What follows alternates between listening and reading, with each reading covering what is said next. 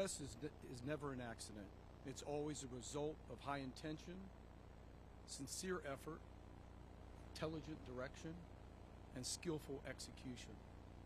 Good evening and welcome to the National Center for Simulation's 2023 Hall of Fame event. My name's John Givens. I'm the CEO of VirTra and the National Center for Simulation's Vice Chair. We are so delighted to have you here, both live and virtual, and especially including the inductees watch parties. The Hall of Fame was established in 2014 to recognize the leaders, pioneers in the field of modeling and simulation. I look around the room and I'm in awe of the collective expertise gathered here tonight. To our inductees, we are here in recognition of your achievements and your ongoing commitment to excellence. Also, we welcome you, your families, colleagues, friends, for supporting them in their efforts, and you'll hear more about each inductee in just a few moments. Welcome to our dignitaries, NCS Board of Directors, members, our sponsors, stakeholders, colleagues. Through your efforts, we have been able to expand NCS membership and our mission. Thank you.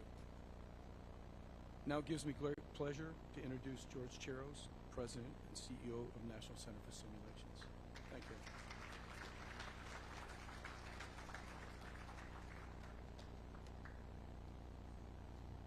Thank you, John. Good evening, and on behalf of the National Center for Simulation, welcome to the 2023 Modeling and Simulation Hall of Fame ceremony. It's always an honor to host this wonderful event as we honor our Hall of Fame inductees. Here at the beautiful Orange County Convention Center, we have a live audience with family, friends, and colleagues. And once again, thanks to the generosity of Orange TV, we are broadcasting live so the relatives and friends across the country who cannot attend can celebrate with us. Before we get started, I'd like to recognize some very special guests, our previous Hall of Fame inductees. From the class of 2021, Ronald Kornreich. From the class of 2018, Dr. James Blake. From the class of 2017, Rear Admiral Fred Lewis. And also from the class of 2017, Beverly C. We also have several NCS board members. I'm going to ask that when I call their names, please stand and we can give them all a round of applause at the end. You've already met John Givens, Amy Motko, Mary Trier, Brian Holmes, Brett Eulander, Captain Retired Tim Hill, Rear Admiral Paul Soule, and Dr. Grace Bohanec. And last but not least, I did get him. Okay. We don't know who's coming to the last minute, so I'm writing and scratching out as we go through this. I also would like to introduce some past Team Orlando commanders.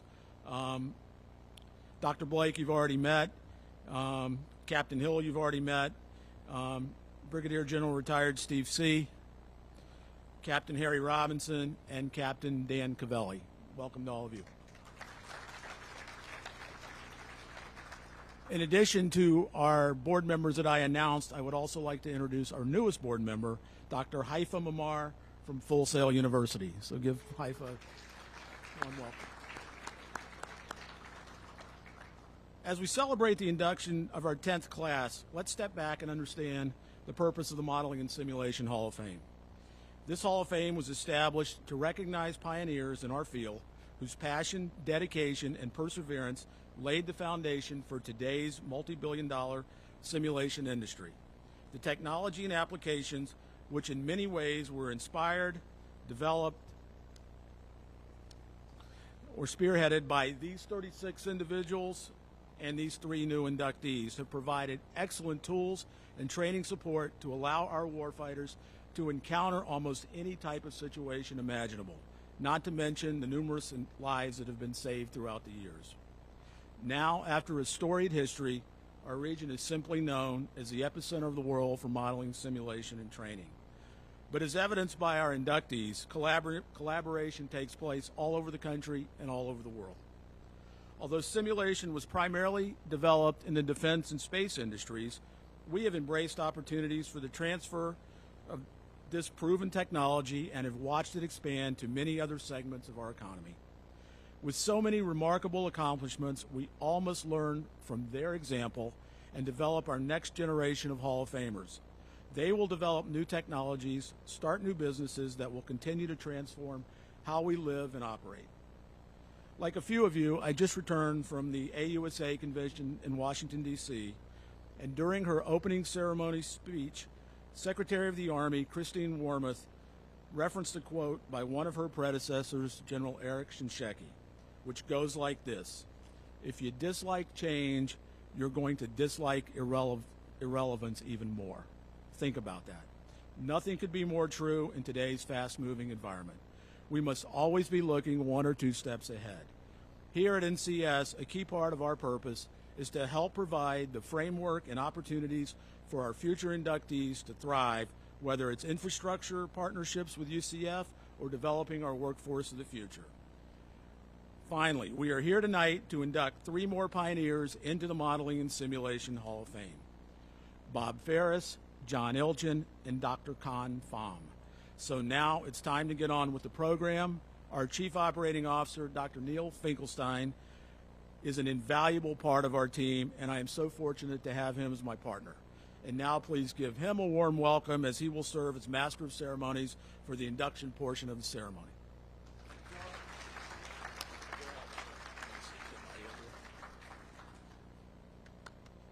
This is really the funnest night, so thank you all for being here. So thank you, George. Good evening to each and every one of you, and welcome to the 2023 National Center for Simulation Hall of Fame. I know a lot of you have flown in last night and even this afternoon, so I thank you all for being here. We certainly appreciate that. We extend our appreciation for everyone's presence here today, and for those watching on Orange TV, thank you, Orange TV, for your professionalism, and we appreciate you doing this again this year. Welcome to everybody on this special day for the 3 inductees and their families and their friends and their colleagues as they look on and gather to induct these friends into the Wall of Fame. And we know all the family and colleagues are here with a lot of pride tonight. So we really are excited to put you at your rightful place on the Wall of Fame. But like any good broadcast, we must thank our sponsors first. So we're going to go ahead and do that. There's an old African proverb that says, if you want to go fast, you go alone. If you want to go farther, you go together. And as this is our 10th year of the Modeling Simulation Hall of Fame, we have come a long way, and we have a lot farther to go together. And so with that, in honor, we want to continue to honor the great grandmasters of simulation through the next couple of years. So we appreciate everybody being here again today. I heard one of them speak last night at the INCOSE Systems Engineering Chapter meeting late last night. Michael Shams, who I don't think can be here with us today. He's with Walt Disney World and one of our Hall of Fame members. And he said, happy people make a happy world. And so I've been pondering that for the last 24 hours. And given the events surrounding us today in the news, I really think that's a great saying. Happy people make for a happier world. So tonight we thank our sponsors for your support of the 2023 Modeling Simulation Hall of Fame. We are thrilled to work with each of you. Your contribution is vital to our important work here, and we could not do it without your generosity from supporters like you. So on behalf of everyone, we thank Align Business Solutions. I don't think Fran is here today, but we thank Fran. Capital Communications, Mary and Dolly, thank you so much. City of Orlando, Engineering and Computer Simulations, ECS. I think Mick is here. So there's Mick left over there, far left. That's great. And the Florida Department of Economic Opportunity. It's a long list. General Dynamics, Intuitive, Tim, thank you so much. Lockheed Martin Corporation, Mass Virtual. Where's David? I saw David somewhere. All right, my apologies, David. At our last event, I forgot to thank you, so I told Dolly I would say Mass Virtual 3 times and click my heels. Mass Virtual, Mass Virtual, Mass Virtual. All right, where's Dolly? She's happy with that. Orange County Convention Center, the National Training and Simulation Association, NTSA. Right in front of us. Thank you. And Debbie, thank you and your team for everything you do for us. Orange County Convention Center, thank you. Orange County Government, again, Orange TV, the Orlando Economic Partnership, thank you, OEP. Rapid Prototyping Services, Ken is not with us tonight, but we thank him. Seminole County Government, SimBlocks Jordan, Trinium, Matt, I don't think Mac's here tonight. University of Central Florida, I know Kiter's here. Where's Kiter? Hello, Kiter. There's Kiter. Grace is somewhere in the audience as well on the left. Thank you all for what you do at UCF for us. And finally, Virtra. Thank you so much for everything you do and for the event yesterday. Thanks for having the community over for your open house, John. So we appreciate that. All right. So tonight we have 3 inductees who will take their rightful place on the Wall of Fame. We are thrilled to add them here tonight, and we are forever grateful for all that they have done for the modeling, simulation, and training community and their unparalleled generosity they have shown that touches our community around the country and beyond. And you are about to hear those stories. So without further delay, I would like to quote that great poet of our time from Disney's High School Musical, Troy Bolton, who some of you might know better as Zac Efron. What time is it? It's party time. It's time to celebrate. And now let's celebrate our inductees. Our first introduction of the night, please welcome back Mr. John Givens, Vice President Virtra and Vice Chair of the National Center for Simulation Board of Directors. He will induct Bob Ferris.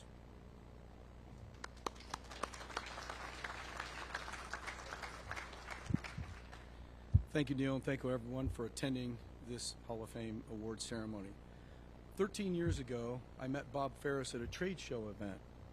Little did I know why he was stopping by. I just thought it was another guy that wanted a demo or a potential customer. He was checking out the competition. He found out who he lost the last 2 military contracts to. Me. After that meeting and interchange with Bob, we became very good friends. We shared a common goal, which made me lean in to listen. It was our passion to serve those who protect us.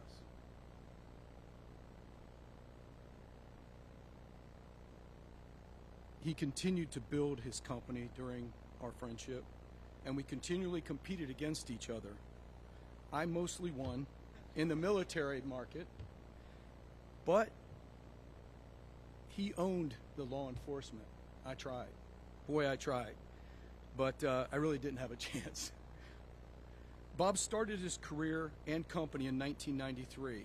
As an early pioneer of VR education, he established the world's first educational use of virtual reality for the college students simulating atomic motion at the University of Arizona.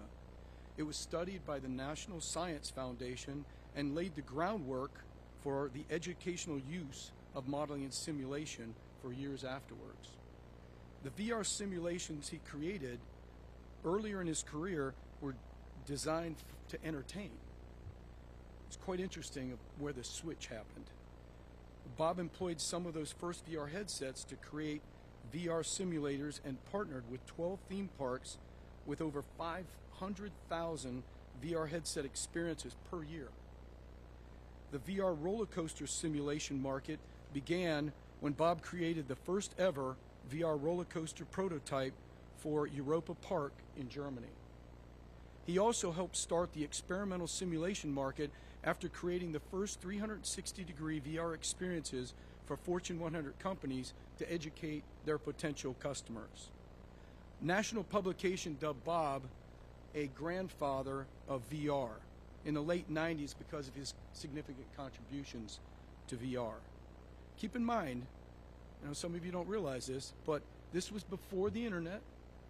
It was before cell phones. It was before NVIDIA video cards.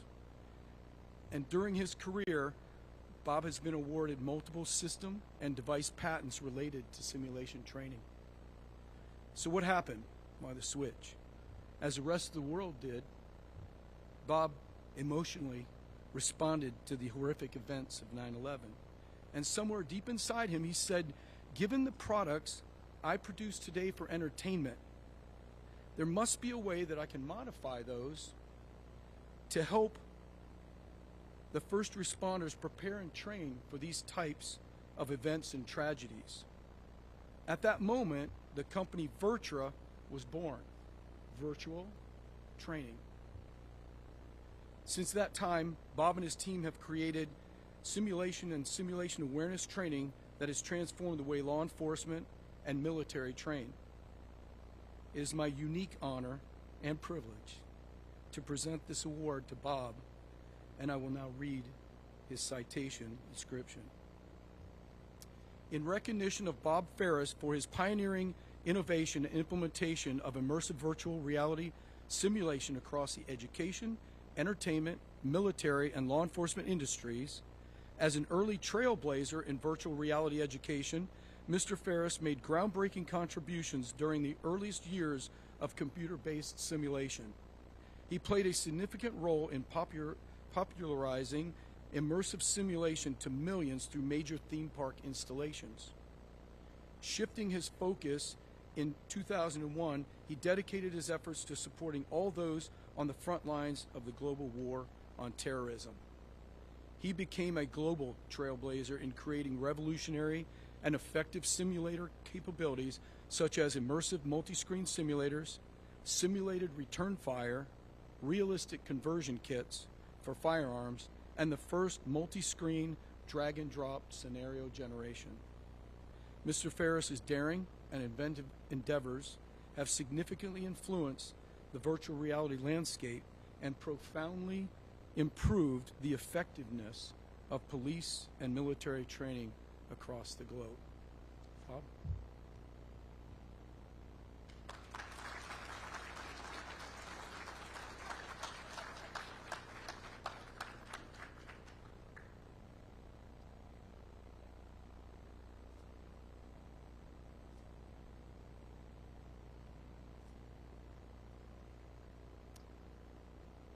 Thank you, John, and I'd like to express my deep appreciation to the National Center for Simulation for this incredible honor.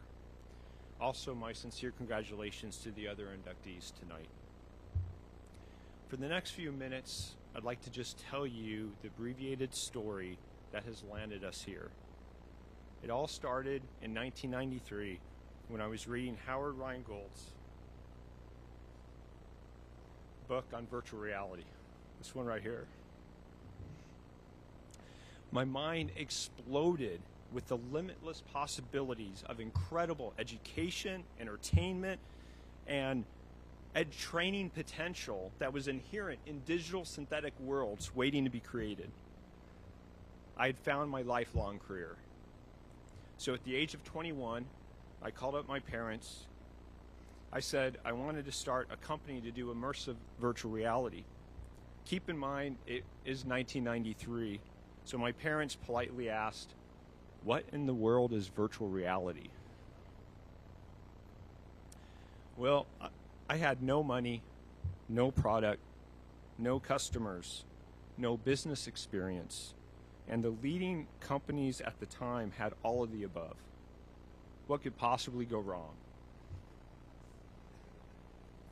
Well, we were likely the least seasoned and least capitalized company in the history of all simulation for years.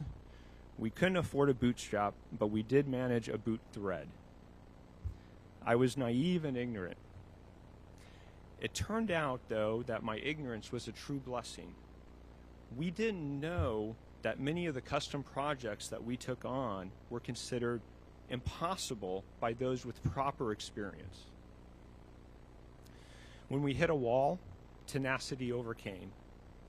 Matt Berlin, Lance Losberg, Rob White, Steve Woolley, and Brent Barsina are just some of those who really contributed, and we ended our first decade in business doling out well into the millions of headset-based virtual reality experiences, most all of which were their very first exposure to virtual reality, a term my parents now knew well.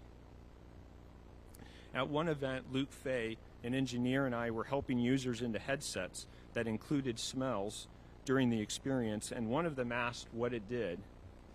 I overheard Luke tell them it shoots chemicals up your nose.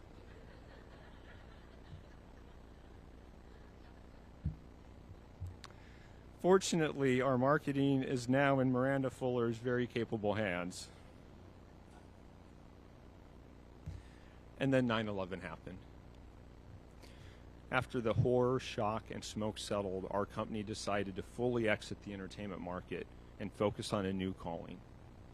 We would use our simulation expertise to create the most effective, realistic, and immersive training simulators the free world had ever seen. We hired Michael Kitchen, and after a few weeks on the job, he recommended that we scrap our 2003 headset-based firearm training product and switch to using screens so trainees could see and use their simulated weapons normally. Luckily, Matt Berlin and I agreed, and we went to work and came up with a hexagon configuration of screens that's now the standard in the industry. Michael's suggestion turned out to be a game changer. You see, in 2004, the current simulators only supported one screen in front of you. We wanted screens all around you, like reality. Our software programmer, Zane Horton, and then later Chris Lawcock, pioneered affordable multi-screen and immersive simulation environments for training police and military. And by using special synchronized video branching, it was photorealistic. We then worked alongside Dvorak to create drop-in recoil kit technology so that trainees could use their own weapons, and we added lockback capabilities to properly replicate real weapons and what happens when you're out of ammunition. We realized that engaging hostiles was just half of the interaction. The other half was hostile forces engaging the trainee. So we invented and patented the threat fire device that simulated return fire with a microsecond burst of 50,000 volts. All of those in attendance who have experienced the threat fire, please stand.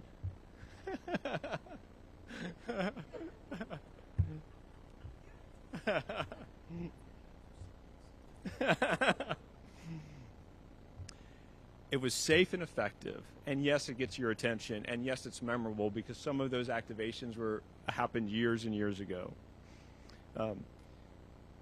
As you can imagine, users take training much more seriously when the threat fire is in use.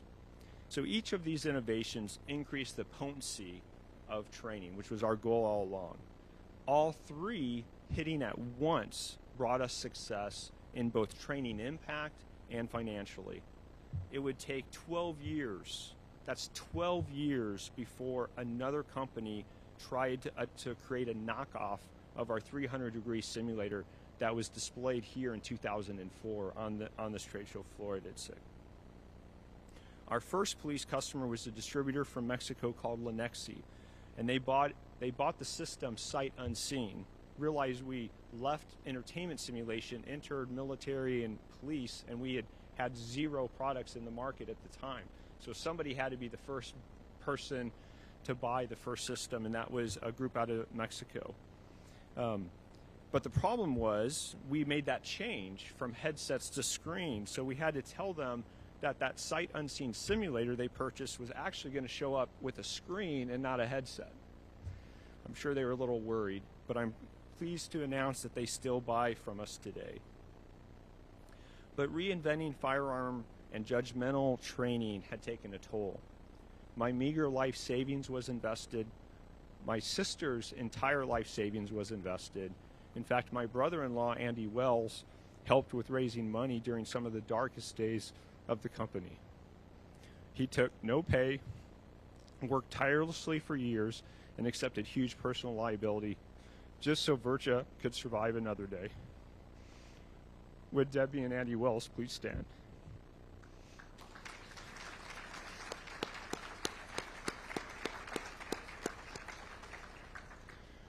Now, my parents were both educators, We all know how well educators are paid. So you know that their savings was hard-earned. By supporting my dream, they put their finances in jeopardy again and again and again. Their support didn't stop there. They would help in any way. In fact, my father would even help drive equipment with me to the trade show here in Orlando. We'd arrive in this very convention center with too little staff. Many times we worked through the night, just a few hundred feet from where I'm talking to you tonight. Possibly no two people have sacrificed so much to ensure a simulation company survived. Their support was selfless and heroic at the highest possible level. Would Dave and Nancy Ferris please stand?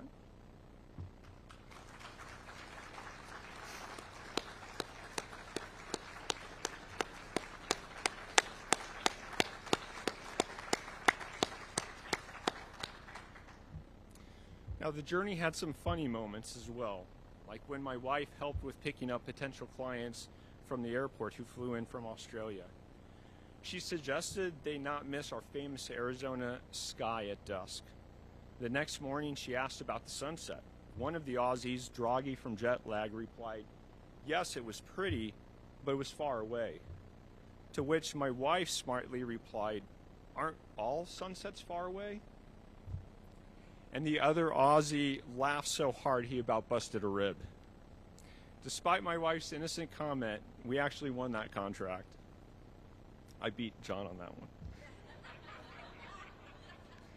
I suspect there are precious few women who would put up with a husband obsessed with simulation training and willing to risk the family's finances over decades to see it through. She is my better half and made tonight possible. Would Nichelle Ferris please stand?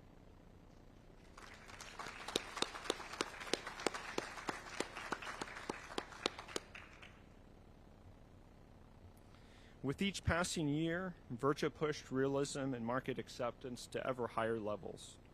We had come full circle. Starting from nothing, we had now become the leading company and gold standard, and we aren't done yet.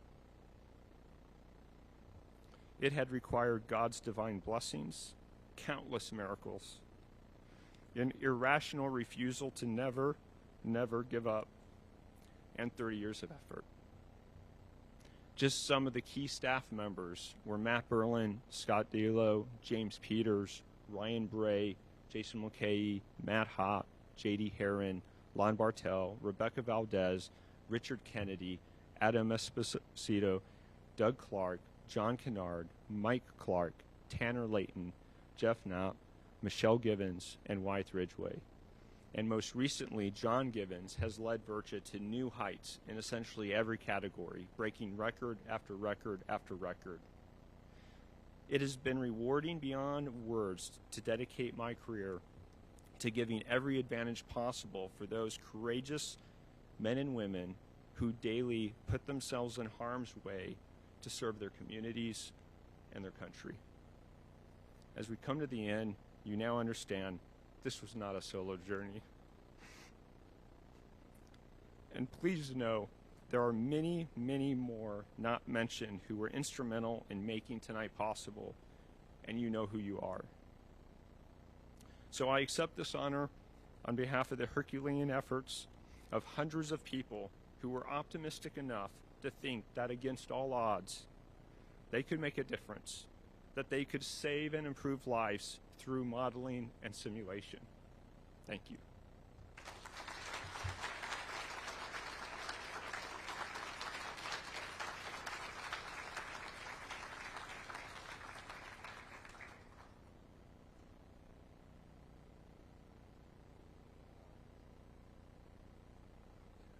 Hey, well done, John. Well done, Bob. And the Wells family and the parents and everything. I think that's one thing, George and I always talk about. There's a face on the plaques up here or a bust in the NFL Hall of Fame or Baseball Hall of Fame. But really, it should be a family tree. It should be colleagues and friends. You know, no one gets there alone. So that's the incredible stories that you're hearing tonight. All right. Next, please welcome to the stage Miss Mary Trier. I'm going to find her. There you go. CEO and founder of Capital Communications Consulting and former chair of the NCS Board of Directors. Welcome.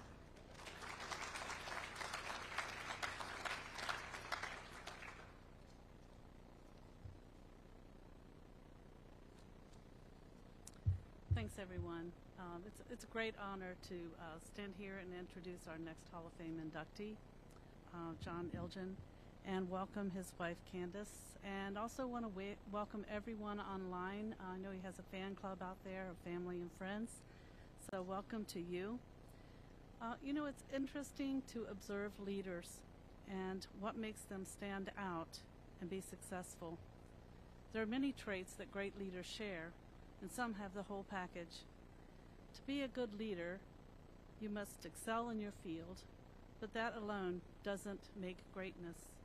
You can tell a lot about a person by the way they treat other people. I met John over 30 years ago, and I was a young Department of the Army civilian, and very insignificant job. And I just remembered meeting him because he treated me with respect and honor, and I thought that is really amazing. But over the years, I would see him at conferences and events, and that's how he treated everyone. That's how he treats everyone around him. He hung around with some very powerful people, influential leaders in the Department of Defense and other government organizations, and he was sought out for his technical expertise, but also was a kind and humble leader. His leadership and innovation in technology is what we're recognizing today as we induct him into the Hall of Fame. But for me, he's the epitome of leadership. Now, I'm happy to share the podium here with one of our sponsors, the National Training and Simulation Association. I want to say thank you to Admiral Robb, Debbie Langelier, and Admiral Lewis. Admiral Lewis, would you join me and make some more remarks about John?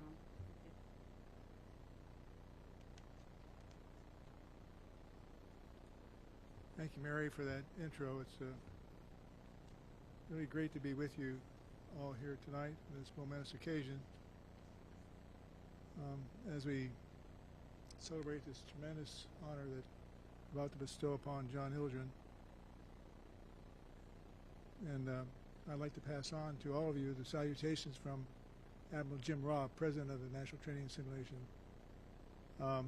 He unfortunately couldn't be with us tonight, so I'm his supernumerary, if you will. He wanted desperately to be here, but he asked me to pass on to you that the cheering that you hear right now, by the way, he resides in Palm Coast, but the cheering that you hear right now is coming from Palm Coast, as Jim knows what's happening here tonight with the inductee with John Ilgen. It's not my task to go through year by year the 55 years that John Ilgen has been involved in our industry and talk about his accomplishments and contributions. But I'd like to highlight two areas where John has been truly effective in bringing M&S to the forefront as a national critical technology. The first was his success in bringing M&S into the boardroom, convincing the leadership at Northrop Grumman, for whom he worked at the time, to include modeling and simulation into the front end of all Northrop Grumman capture plans. We at NTSA have always advocated for modeling a model-based engineering approach to all new requirements, and John brought this to reality in industry through his continuous efforts. The second area where John placed his undying support was for ITSEC. He used ITSEC to promote M&S to the entire industrial base during his tenure as chairman of the NDIA Board of Directors. Very important position.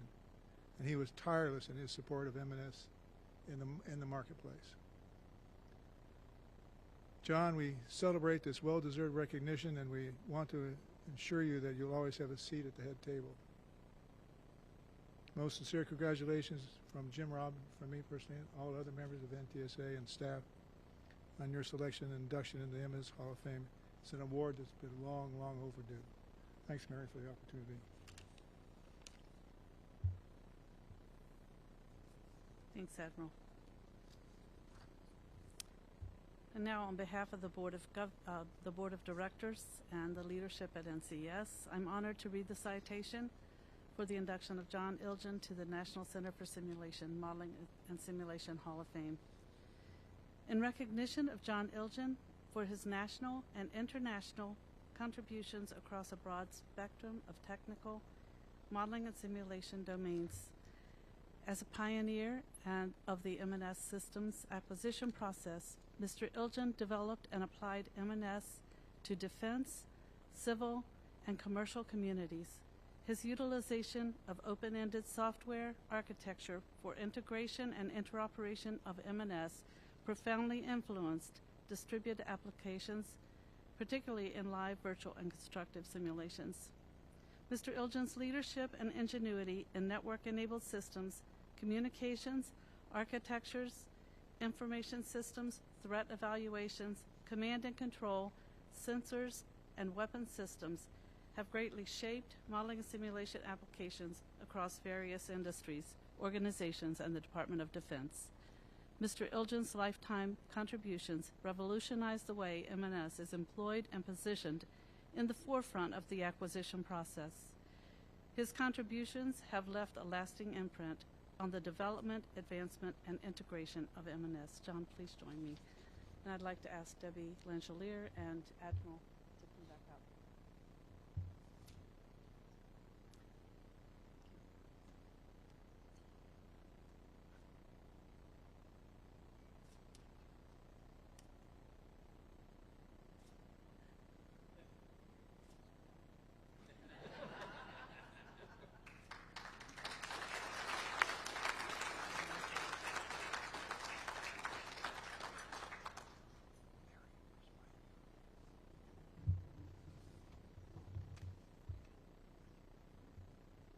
First of all, I am grateful and honored to be inducted into the Hall of Fame.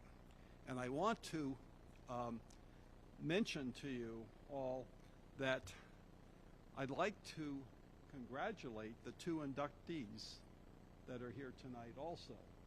And I'd like to say a lot of words, a few words, about the different mentors and people that I have learned a lot about the modeling and simulation world, the mathematics, the physics, etc. And I want to start off by talking about high school. Yeah. And that goes back longer than I'd like to admit.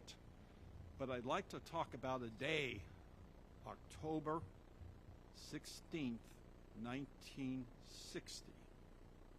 I went to Montgomery Blair High School in Silver Spring, Maryland. And there was a senator that came. And I was just a young student. I didn't know much. And the senator gave a talk, which was incredible. And he said, I want to see astronauts go to the moon. And I thought to myself, wow. And all of a sudden, he came down and he talked to a few of us, and he talked to me directly, and he talked about the course that he knew I had taken in technology at a high school level, and he was thrilled over it. And you know, something amazing happened. This senator, his name was John F. Kennedy, and what the inspiration he gave me to go into engineering was amazing. I got to tell you, he really had an impact on directing me to that world. So I wanted to talk a little bit about that. I just had to share that with you tonight. Then I had a mentor when I got out of school, And out of life, when I left the university in Denmark, his name was Dr. Professor William J. Perry. And I was looking for a satellite simulation, and I needed it, and I knew his company had it. And I called him, and he said, he answered the phone because his secretary answered it. It wasn't there, and he had answered his own phone, which was unusual. And he talked to me quite a bit, and we became colleagues and friends from that point on. I got his satellite simulation and used it for future communication systems and navigation and position location systems. Keep in mind, this is way back. We're talking about a 55-year career. I hate to mention that because it also lets you know my age. and then when I started talking with him later on in years, he introduced me to Dr. Paul Kaminsky. And when I decided to start my own company, Dr. Paul Kaminsky became a board member. And then both of them, eventually, Dr. William J. Perry became Secretary of Defense under President Clinton, and Paul Kaminsky became Deputy Undersecretary of Defense.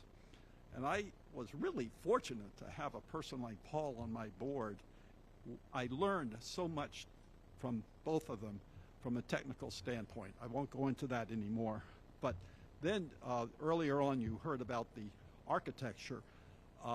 As I was getting involved in lots of models and simulations and databases, I felt that I needed a method to properly integrate and interoperate models and simulations and allow us to scale. Scalability is very important. And so I hired, when I had my own company, a fellow named Tom Stralick, and he did the programming. I worked with a Dr. Rob Houghton on a lot of the algorithms, but we had a computer scientist which was terrific. Additionally, when I had my own company, I had to eventually decide after 15 years of running it, and it was wonderful and successful. I had a team that was quite incredible in the company, and they were working in all different domains, and I didn't understand all of the domains. I just had specialties in various different domains. So when I sold the company, Bill Perry, Bill Carr, and Bob Hennessy, and I'll talk about Bob Hennessy for just a quick moment. He was a businessman. He was on my board of directors. Brilliant finance guy. I learned so much from him in terms of business and finance, what to look out for. And he kept me on track, believe it or not, he did. And so I want to now go back a little bit again. I want to go back to when I was at the Royal Technical University of Denmark.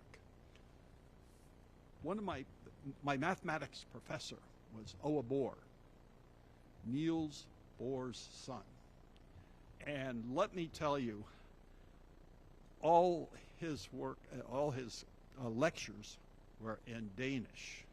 And all I did was take a crash course the summer before the classes started. And he would have me up at his office at the end of every day, and we'd go over all the math, so he was assured that I understood what was going on. And after a while, we started sharing all kinds of ideas, and he started talking to me about how these equations he was going over could impact modeling and simulation. It was very interesting. Another professor at that time was Professor Jorn Appel Hansen. I got my first technology job from him, and he had me doing experiments in an anechoic chamber. And you know, it was the only chamber in Northern Europe at that time. And he eventually, when I left college and I went back to the States, he made sure he understood the company I was going with and whether my capabilities matched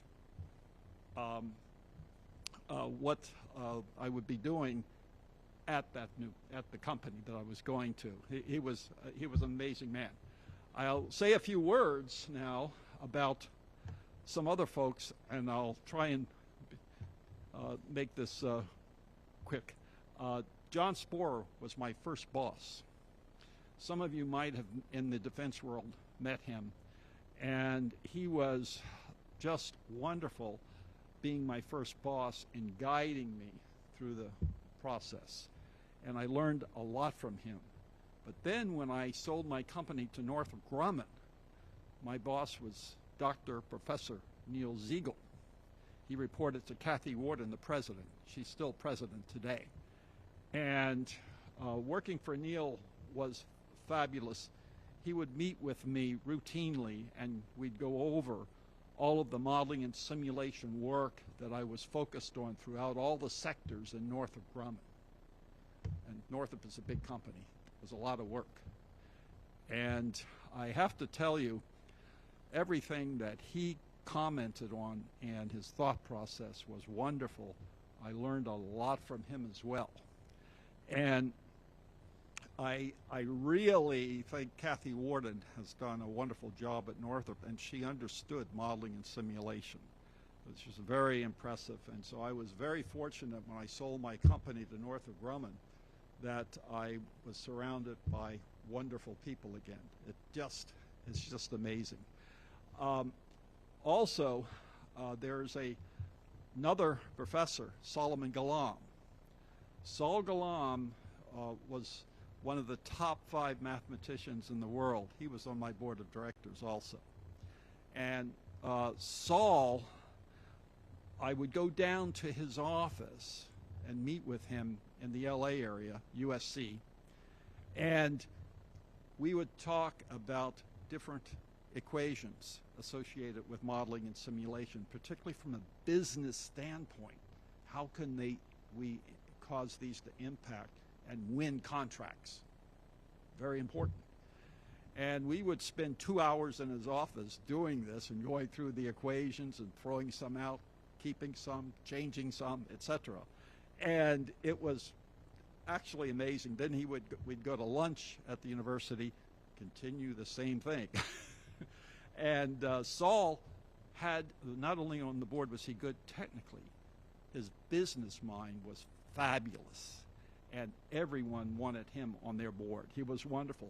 And I had the honor of having him on my board and becoming colleagues. It was wonderful. A book has recently come out about Sol Galam, and there's 3 pages in the book about Sol and myself interacting, and I was just taken back over that.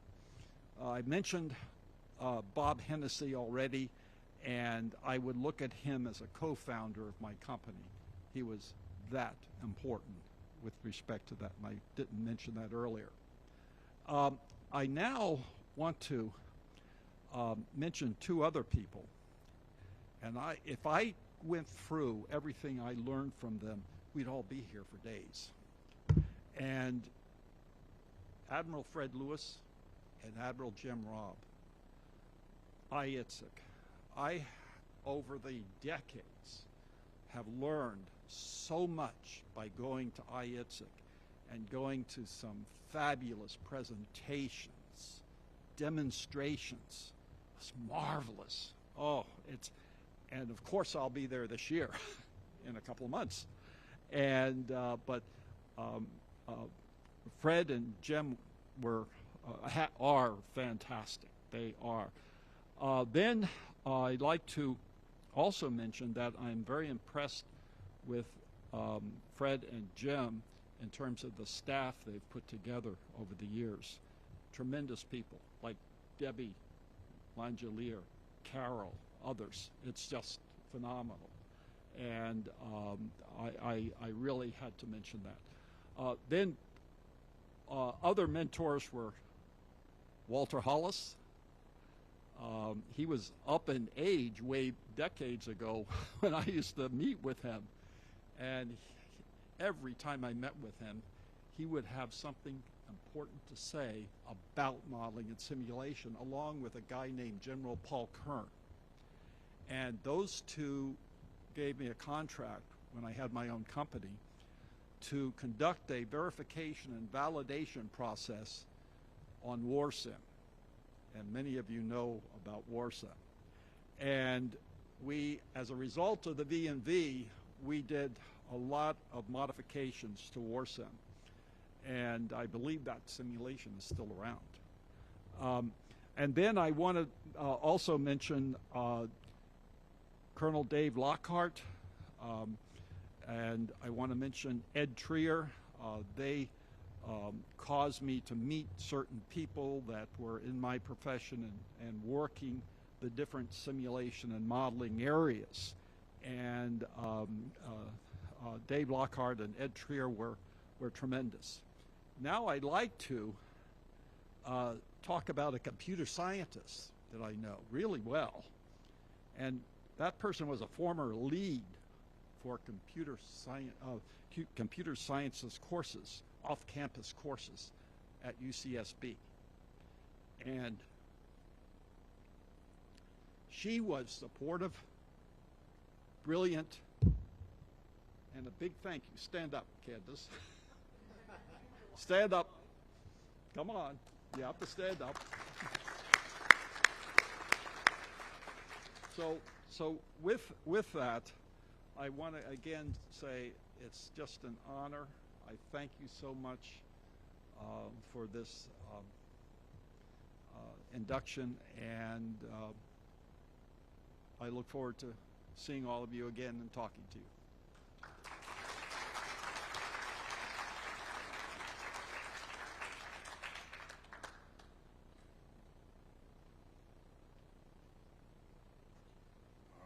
Thank you, John. Thank you, Mary. Well done. Thank you so much. So there should be no doubt we are always strongest in promoting, protecting, and growing the modeling, simulation, and training industry when NTSA, NDIA, and NCS are all together. So we certainly appreciate Debbie and Admiral coming down to do this for us. So thank you so much. Hey, you didn't turn the pages. You didn't use the note. This is unbelievable. This is unbelievable. All right. Finally, please welcome to the stage Director of Intuitive Research and NCS Board of Director member Tim Hill. And he is going to induct Dr. Pham.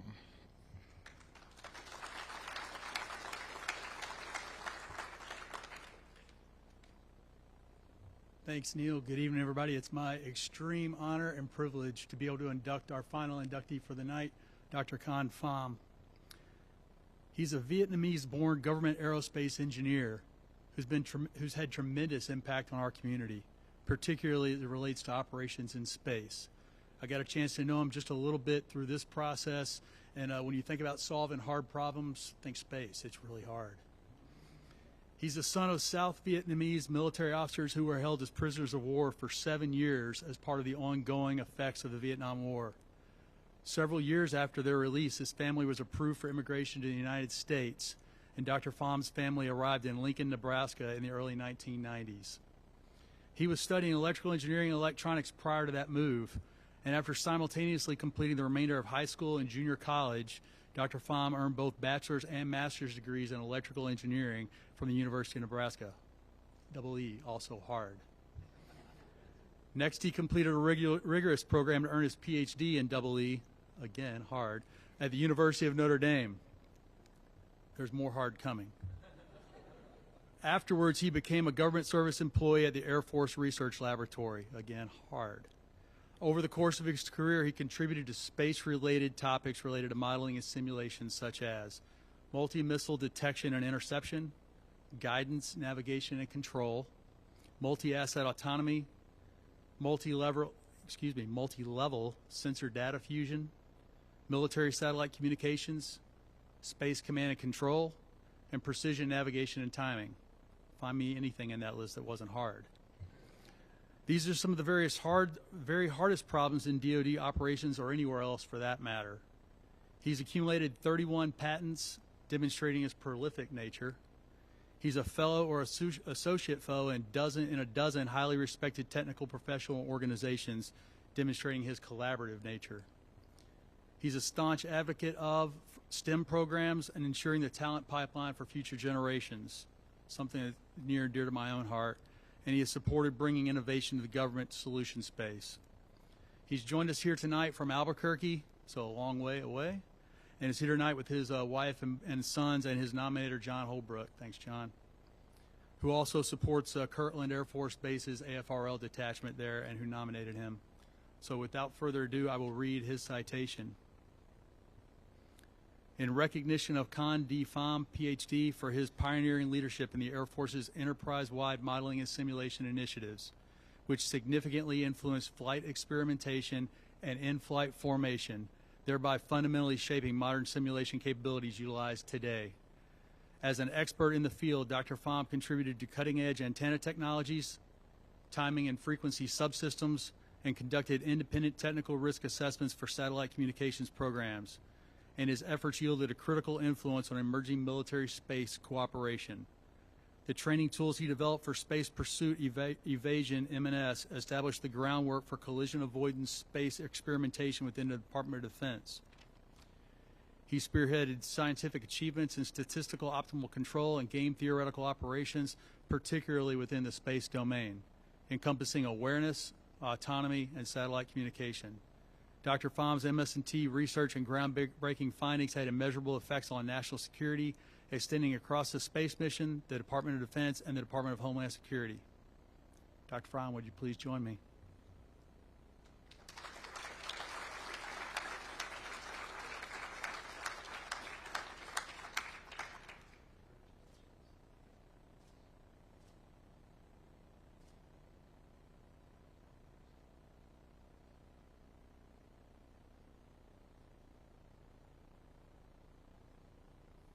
Good evening, everyone. Thank you so much for making this event such a great success. So thanks for the hard work of the selection, and I finally make the cut. So thank you so much for your support. So again, I would like to join with my two fellow inductees, so continue the theme of the feeling of gratitude. So let me have some of my note. So let me mention three things throughout my 20 years career at the Air Force Research Lab. So for which that I am very grateful for. So first, I'm grateful for this country, the countries that giving me so many opportunities to start over, including my parents. So they was Vietnam War prisoner. And in fact, my father was in prison for 8.5 years. My mom was in prison for 5 years because of the 4 children that she had at the time. So in the 90s, in fact, in 1991, I came here when I was 20 years old. Now you know my my age. So 3 decades ago. So it's really impact us, and then we have a lot of things that we have to learn. So the change of attitude is a key for our mainstay of existence. So also I would like to mention that we came here because with the help from a special program, the humanitarian operation program. So this program was created and led by our late Senator John McCain. So he was Vietnam War prisoner as well. So that's how we got on board and then use this program, and we came over. So that's a big sense of gratitude that I would like to mention. For the second thing that I would like to mention, that is for the last 19 or 20 years now, I would like to mention that working for the Air Force Research Lab, Space Vehicle Directorate especially, has given me so many opportunities to develop my soft skill. So again, as you know, for any high school or freshman in college, or even about to finish the training with the bachelor and beyond, soft skill very much is additional thing that you collect or train or to mature along the side. It's not a main curriculum that you have to pass the exam and move on. So this is a very hard training for me, especially English is not a second language. And even back in Vietnam or in general in Southeast Asia or in Asia country, we don't focus on the soft skill, ability to talk to people, to sell your idea, to get people on board with you. So that's very hard for all of us. So the country, I mean, the U.S. has given me a lot of opportunity to develop. That's why, I mean, I mentioned that I start over with the 10th grade from the high school, so that I can learn this soft skill and be able to feel comfortable with my classmates. So that's the thing that I want to mention. So also, I would like to mention the nomination that my section chief, John Holbrook, is here with us. Thanks, John. So, entire support team from the lab. So again, like any other dynamic and learning organization in DoD in general, we all celebrate inclusion and diversity for collaboration and leadership. So at the lab, we lead by the inquiry, not giving the direction or order. So we have a lot of flexibility and freedom to innovate so that we can produce a lot of science and technology for our warfighter community. For that, I must feel very humble and grateful for that. So lastly, I would like to mention the support from my family. Even my own marriage, I get the support from my dear and long friend, professor. So Dr. Noreen Dean Moran, he was my wife and I was in her class at a different time back at the Notre Dame, University of Notre Dame in Indiana. So she introduced me to her. So that's how, I mean, we got married. So until now, I mean, we often joke when we met with her from time to time that she was our matchmaker, and our wonderful arranged marriage still ongoing and going strong. So for that, I'm forever grateful for her help. So, and also, I'm also grateful for my two boys. They often remind me that the balance of work and life. So oftentimes I work over the week, during the weekend and late at night as well. So as you say, I mean, there's no freelance. You have to put a lot of energy for what you want to do and you love the most. And for them, what I have right now is none of them would go for engineering discipline anytime soon. And they see that how hard I work and how workaholic that I have became. So my oldest son decided to go to the medical school track, and my younger one in between the law and the medical. So my point is, maybe I give out a very bad image for entire engineering, maybe including Marlin and Sim. But now they have seen so many great stories, they would change their mind. So in my career, again, I mean, I have so many failures and a few success. For failures, I think it's all mine, and I own it. But for successes, I am very deeply in depth with my supporter, collaborator, and all of the friends and colleagues. So as I look back now, for the last 30 years, I think I have come to the understanding of what it really means for Vietnamese by birth, American by circumstances, and Asian American by choice. That's all I have. Thank you so much, everyone.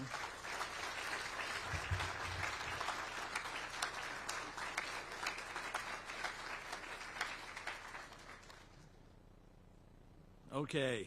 I got to tell you, after watching and listening to these three, I'm blown away.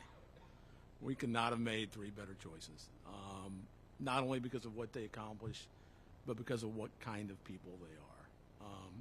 I have notes in here, and the first thing it says is a couple of personal observations. And, you know, it's interesting, after doing this role for the last 5 ceremonies, the observations are generally pretty close. First of all, you guys are all crazy smart. That's expected. You've all worked hard. You came from 3 completely different circumstances, different business models, different career paths, but you're humble, you care about people, you're not afraid to give credit to those who help you, and probably were very good mentors for those that followed you. So for that, I thank you for everything that you've done, and I'd like to all give them one more round of applause.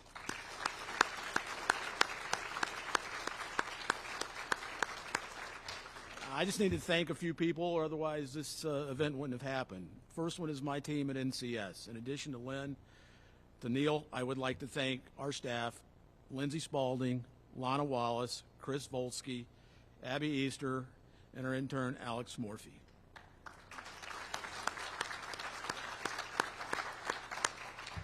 A special thank you to Dolly Glass and Mary Trier from Capital Communications. In addition to corporate and public relations, they are fabulous event planners.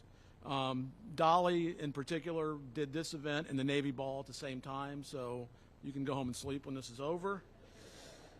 And finally, I'd like to please thank Caitlin Hill, who handled our awards for us. She's a veteran, and we appreciate her hard work. For all of you watching at home, thanks again. Finally, I would like to express my gratitude to Orange TV and our sponsors for making this broadcast possible. Good night, and see you again next year.